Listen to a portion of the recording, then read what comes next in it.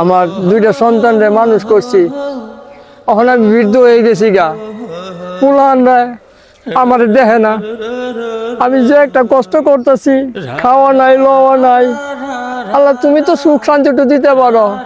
আল্লাহ আমি দোয়া করি আমার পুলান মন দুইটা, আমার দুইটা পুলান মন নরম করে দাও, আমার একটু দেহ একটু তৌফিক দান করো আমার পুলানরে।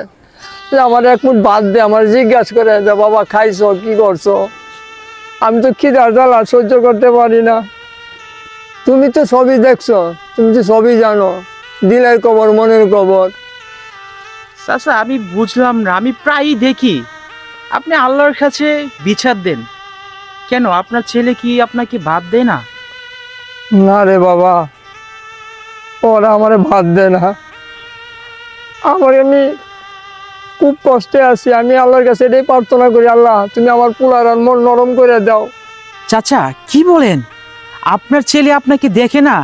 হায় রে, আপনার ছেলেকে কত কষ্ট করে মানুষ করছেন এলাকা সবাই জানে, আর সেই সন্তান আপনাকে বাদ দেয় না। আমি দূর থেকে সব কিছু শুনছি আপনার কথা।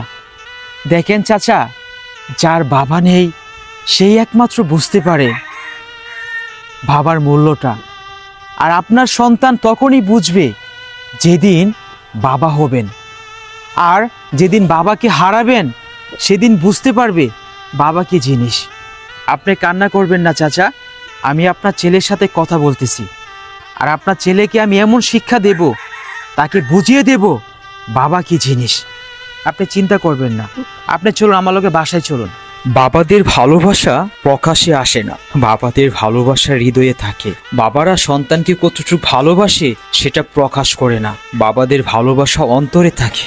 আমরা সন্তানরা সুখের দিনে বাবাকে ভুলে থাকি, আমাদের যখন দুঃখ আসবে, কষ্ট আসবে, আমাদের বিপদ আসবে, তখন আমরা বাবার কথা মনে পড়ে বাবাকে সব দুঃখের কথা বলার পরে বাবারা সবকিছুর নিঃস্ব করে সন্তানকে ভালো রাখে, এরই নাম হচ্ছে বাবা। অবশ্যই ভিডিওটি শেয়ার করে দেবেন।